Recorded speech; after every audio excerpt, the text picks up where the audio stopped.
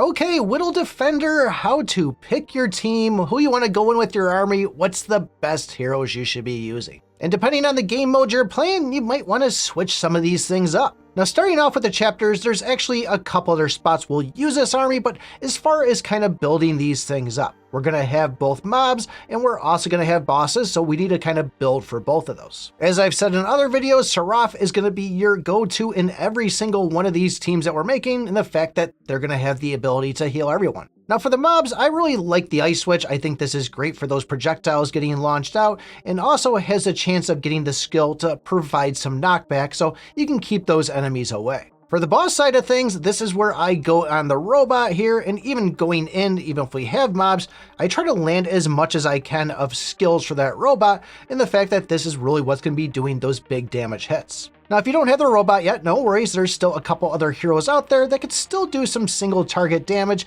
and still put some dents into those bosses. The Demon Spawn is one that everybody should have. I believe that's the first mythic hero everybody gets, so that's a good one to slot on. And even the Swordmaster is another one that's great for getting those big hits in. Now, if you were able to land some of those rate-up heroes, both the God Ruler and even the Pirate Captain, if you've been playing for a minute, those will also do good in those situations. One more hero I really like to throw into the party is going to be the Ice Demon. This will have spawns out there, and if the enemies are attacking the spawns, they're not attacking you, so it's a way to kind of hang on to some extra health. And even the Blazing Archer will have some pyros that can get launched out there too. You will have to grab the skill for that one, but that is another option also. Really, for me, I try to get Seraph, the Ice Switch, the Robot, and the Ice Demon, and then that last final slot, I go and I click on the different heroes, look at that third tab to see which ones are going to give a nice boost to all my team members. Oh, and if you don't have the Ice Switch at all for the mobs, just pick any other hero. There's tons of them that are just gonna have some AoE type of effect and still be able to get rid of the mobs that way. So this army, not only will I use it in the chapters, but I use this exact same one in the Boar Hunt or even the Abyss Crusade. When it comes to something like the Golden Rat Hole, this is strictly mobs only, so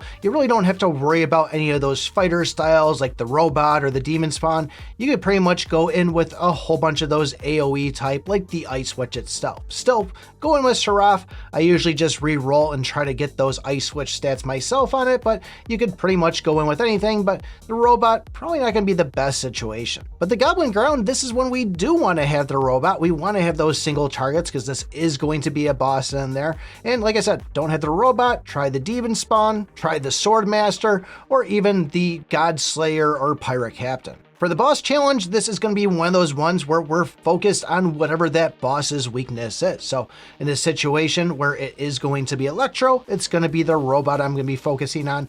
And besides Seraph in there, I'm going to grab every other mythic and legendary electric type hero. And that's pretty much going to go the same for all four of those bosses. Whatever the weakness of the element is, it's going to be Seraph, and then the two mythics, and then the two legendaries. Still, while I'm in there, I'm going to try to do everything I can to focus on that single target DPS, like the Robot or the Demon Spawn. Whatever it is, I want to really try to do whatever I can to do the most damage to the boss. And this will be the same thing with the Runic Planes. They're all going to be dependent on whatever the element is, and I'm not really going to focus so much on that single target because there seems to be a lot of mobs. So I might spread it out a little bit in there. Now the question probably is going to pop up that what if I have this one at this many stars and then this hero at the other stars?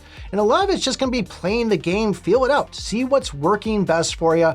You might find that something that has more stars but a lower rarity is going to actually do better than having that mythic that everybody claims is so good. And when you click on those heroes, you'll see the upgrade page. Click on that second stat and that third stat there, see what those things actually do, and see if it's something that might help benefiting your team. I really like those passive stats that say that they're going to increase the team versus just increasing the stats of that individual hero. So that's kind of the way I choose to build. But that's how I do it at first. Starting off, you're going to find it's tough to get some of these, but a week or two in, you're going to pretty much have everything unlocked. So you'll get the chance to use them, and hopefully you get some star levels on some of the ones we're calling good heroes. If you want to know the best places to use your gems, then you might want to take a look at this video right here.